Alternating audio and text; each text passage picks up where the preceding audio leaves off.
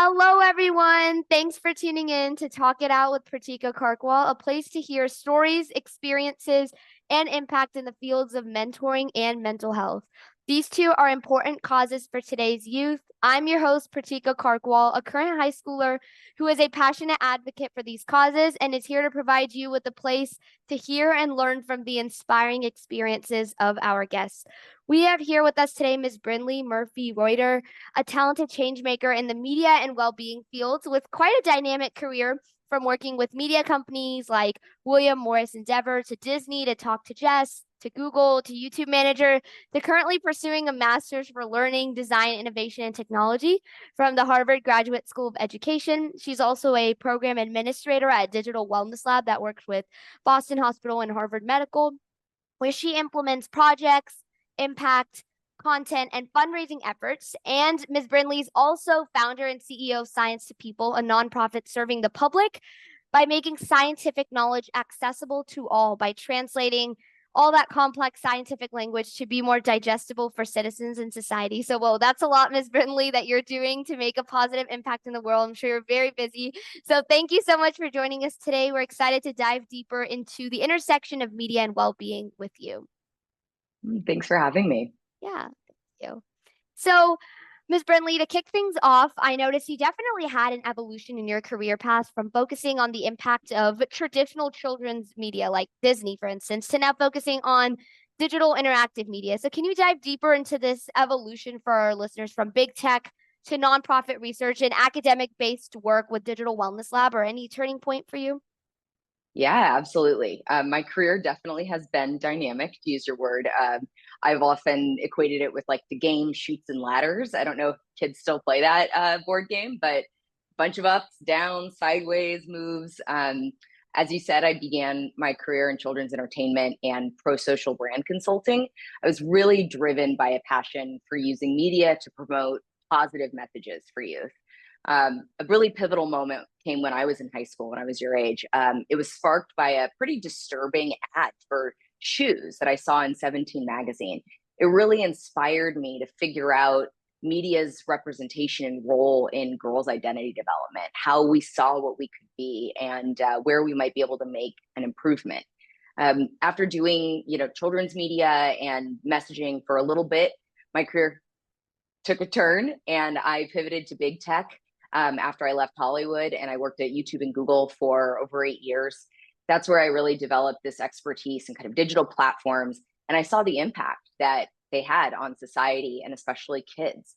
I wanted to get closer to the work that I'd really been inspired to do early on and recognize that media was digital now. It was no longer just Disney Channel and kids TV. So I completely pivoted again. I'm now studying learning design, innovation, and tech at the Harvard Graduate School of Education and working with the incredible folks at the Digital Wellness Lab. And in this role, I do a lot of work translating our research into super practical recommendations for the tech industry and kind of helping to foster collaboration for youth digital well-being. And then, as you said, I've in my spare time started leading a science communication nonprofit, which we're working to develop an AI research tool for social media creators to help them share evidence-based information with their audiences at scale, but in really accessible, easy to understand ways. Yeah, and I love like what you talked about with like how really even what you did in your early parts of your career in Hollywood and like all those digital platforms like YouTube and Google, it was like a nice segue because getting that kind of insider, I guess, insight of like, okay, this is how the different platforms work, and also wide array, right? Because Disney, for example, like they would have a different way of operating and running and affecting well-being and everything compared to Google and YouTube. And so kind of that wide array became a good segue into your nonprofit work. And then I loved it. You said it's like even in your free time, Science to People is it's making an impact. So I appreciate that because, even in your free time, you're doing something better for the world. So thank you so much. Ms. Brinleigh. So kind of moving on to the next question. In the past few years, there's been a great interest in studying the impact of media on mental well-being, especially youth mental well-being. And that's really a hot topic nowadays, as you know. So based on your years of research and work in the nonprofit field, What are your findings, specifically when it comes to media's effects on the next generation?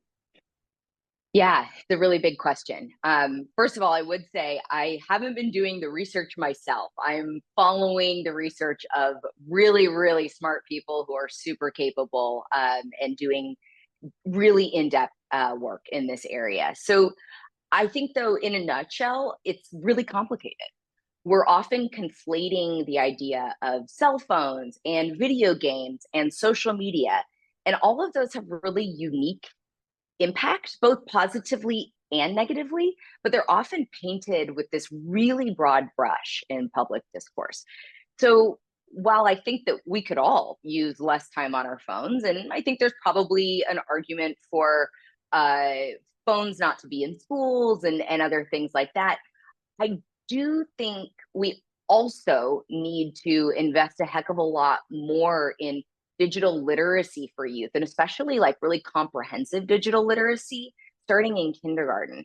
We're not going to change outcomes for youth overnight, but scaring parents with these like really big headlines about the decline in youth mental health and this anxious generation and threatening to take away phones, social media, video games, whatever, isn't really the right approach. So I've been paying a lot of attention, to that and thinking a lot more deeply. And we'll talk a little bit more about that later, I'm sure. Um, but the other thing that I've been thinking a lot about is kind of this generative AI technology and what impacts it's going to have on kids when they start using it commercially in products in early childhood. So I'm a mom of two preschoolers. It's been on my mind.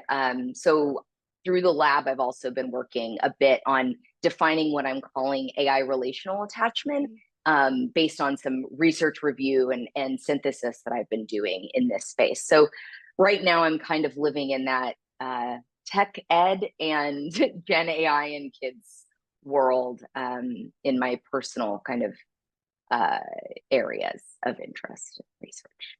Yeah, I know, like, I love what you said at the beginning about like how I think sometimes there's like a very like polarized approach. Like either, social media is everything and it's the best and there's no negative sides, or a painted as a very negative thing where there's no positives to it at all. And so that, and I think as you said, media kind of aggravates, and it brings that more of those polarized views. And I think that there's less of that um balanced view that, okay, media or social media, it has its positives, right? You can use it to advocate, you can use it to launch fundraisers, or even like if and used in balance, it can be used for fun and recreational purposes. But if, used too much, then it can take away from your mental well-being. And I think that sometimes just hearing one side of the story, like especially when we as youth hear this, we can either get very scared and be like, okay, I'm never touching social media again, or use it so much to an extent where it hurts us. So I think having that, Mm-hmm. especially when it comes to, as you said, digital literacy, which is why I love what Digital Wellness Lab is doing and focusing on how can we give people and citizens that like real aspect of what media really is, right? It's not just like a demon, or it's not just an angel. It can be both, right? And so you Mm-hmm. need to like use it the right way. And then, you Mm-hmm. talked about how there's many aspects to media, right? There's AI relationships. How are people connecting with AI? Is it like in a creepy way, right? Like, it's, I think it was Megan, or like, that horror movie where it was, it's not, is it like that? Or, are people using it to where they're getting information out of it, right? And so that's why Digital Wellness Lab, I know they're doing a lot of work, and even generative AI, like they have from the youth council, they asked us for feedback on like a survey that's going out to thousands of youth. And so hopefully, in the next few months we get some interesting data off of that. But yeah, I totally agree with media's effects on the next generation. It has a lot to do with how we are educated about media and how we're educated about the digital world, because how it comes out to us is how we're going to take it. And so that kind of segues into the next question about recently I saw that you had a LinkedIn post commenting on the 2022 Digital Wellness Lab report cited in Surgeon General Vivek Murthy's New York Times piece, and in that you discuss like what still needs to be done when it comes to delivering information about the effects of media to the public. I know you do that with Science to People, your nonprofit work, your academic work. So can you just tell us a little bit more about your beliefs on this topic? I know we touched on it, but just let's dive a little bit deeper into it. Yeah, and you summed it up really well, right? It's complicated, and the popular media is doing everyone a disservice Mhm. by boiling all of the various impacts, like I said, positive and negative of digital tech use, down to like one study or two studies, and those outcomes, right? You yourself, you're a young person using this technology. I'm sure there's a lot of pluses in your life, and there's probably also a lot of things that don't make you feel so great. And guess what? That's true of a lot of things that we do and will continue to do in our lives, not just technology use. So I think, I love the Surgeon General. I saw him speak at Harvard last year, and like want him to, read me bedtime stories at night. I could just find him so comforting. But I really disagreed with his piece in the New York Times about this warning label on social media. I think that it's a fear mongering tactic that isn't going to get anything done. And I think that an actually useful intervention would be this kind of comprehensive, age and stage appropriate tech education that we talked about. Research shows that media literacy is widely known to reduce many of the negative outcomes related to media use, and that applies to digital media in this case. Um, and so it's time to pay some attention to those interventions that we could scale as a nation, that make a difference on the ground now and would be able to make a difference as we move forward. So, you know, the Digital Wellness Lab has some really incredible tools available on our site. There's awesome tools that have been available and developed by other Harvard institutions like the Center for Digital Thriving, around digital literacy education for youth. So, I think that in addition to like our 5 M's for parents about, ways that they can have, produce better outcomes for their kids, there's also things that we can do in schools. It's not just on parents, it's not just on schools, and it's definitely not just on kids, which I think sometimes kids can feel like a lot of the burden of getting off social media, off tech, is on them. And that's not fair. Yeah, I totally agree because I think that media is something that not just youth are using, right? It's pretty much in every facet of our life from all age groups. It's affecting even I mean even now like with the next generation Gen Alpha like they're being even more affected than when I was as a Gen Z or when I was younger, right? And so it's like and especially because media is developing at such a fast pace, it's affecting um I feel like as the generations move on, it's affecting people at a younger and younger ages, but it's also affecting parents, teachers, educators of any form, right? And so, and what you said about sometimes when, it's portrayed, right? Media is portrayed as just one thing. When we talked about this earlier, it's a skewed narrative, right? When we just hear, one study and or two studies, we need to get more of a comprehensive guide. Okay, like what are both sides of it, especially because I think that's going to benefit people more because everyone kind of is going to have something different that they're coming from. Like somebody may have a really good experience with media, someone might have a bad experience, and so this if it's more comprehensive, like some sort of guide that's more comprehensive, it'll relate to more people.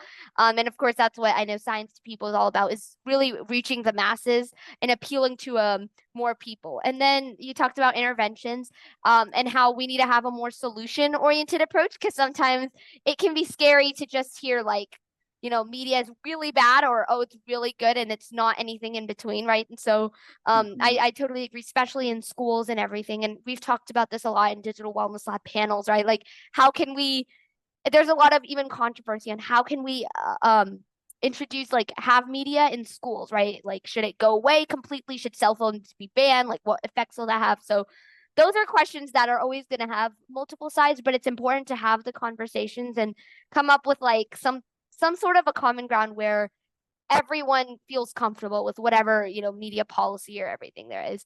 um so kind of moving on to and the next point about in this podcast, we love storytelling.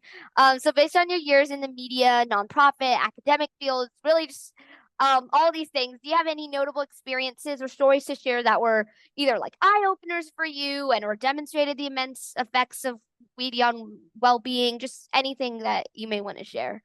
Yeah, I love this question. I really love this question. So, I mean, obviously, my first like really impactful moment in my youth was this ad in 17 magazine. So that was the first like kind of wake up moment. And I think that it's important for young people to pay attention to the media around them and see what doesn't sit well with them, what bothers them, what makes them feel uncomfortable and kind of move to action.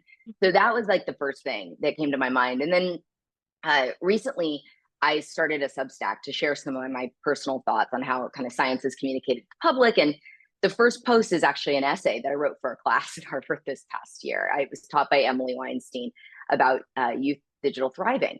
And for the class, we had to interview a teen that we knew. And through the process of interviewing this young person, I realized that I had formed a lot of ideas and hypotheses about digital tech and youth mental health and well-being without actually talking to any young people. So I'm so excited to talk to you today. I I saw how this young person had entirely managed their own media kind of moderation approach, adapting what they did to challenges that they'd had online and based on what them made them feel well, made them feel better, and really kind of revolutionized their own experience with digital media and social media.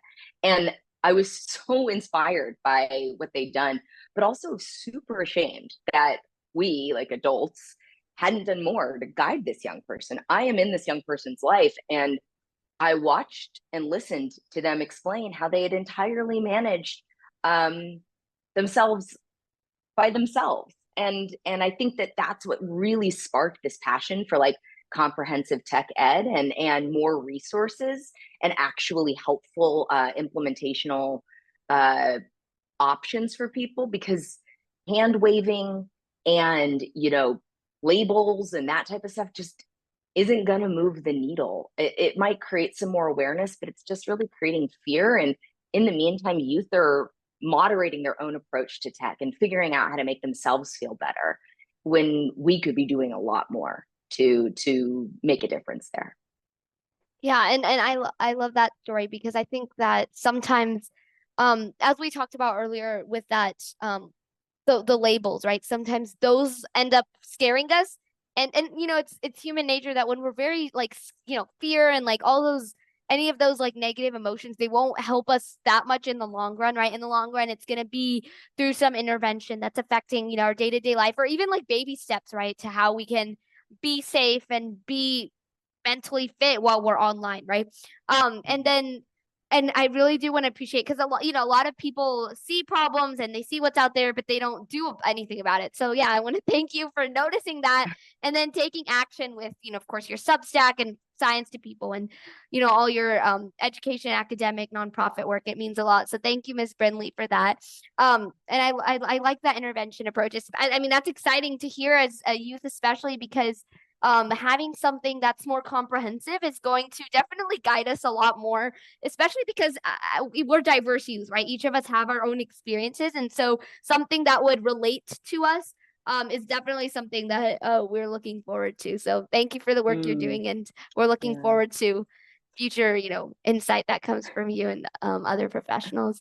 And finally, Ms. Brinleigh, what are some final thoughts you would like to leave our listeners with as we wrap up our podcast session? Mm. I think, there's like this has been the theme of our chat today. There's a lot of noise out there. So I think pay attention to the evidence and find sources that you trust to help you work your way through it and come to your own conclusions. Like I said, the Digital Wellness Lab shares a lot of information on LinkedIn and Instagram. And our super smart team often does really in depth analysis of what's out there. And then I go through it and help make sure that it's understandable for a common audience. So hopefully that's useful. But when it comes to finding sources, follow us, follow others that you trust, and like listen to yourself, listen to your gut. Yeah. And I do want to say that one thing that I really appreciate about Digital Wellness Lab is that they take youth feedback into account, whether it be through the youth council or panel sessions and everything, because you know what they say, like there's nothing for us without us, right? And so all this information that's coming out to us, it means a lot when we as youth give our perspective. And then I love what you said about there's a lot of noise out there, and sometimes that can kind of suppress like our own feelings and experiences. And so, and of course, that's the work that you're trying to do to make sure that in this noise, everyone can have something that they can relate to and so they can understand it better. So I love that. And that wraps up today's spectacular session with Ms. Brinleigh from Digital Wellness Lab. Your wisdom is so inspirational and also very important in today's time where media is just such a prevalent feature of our everyday lives for all age groups. And we must be educated on how to use media in balance so it enhances our life, not take away from the quality of our lives. So thank you so much, Ms. Brinleigh, for your time today. Thank you. Thank you. And for our listeners, have a great rest of your day. Don't forget to subscribe to Talk It Out with Pratika Karkwal for more content like this. And please feel free to share your topic requests. And we'll see you next time. Thank you, Ms. Brinleigh. Bye. Bye.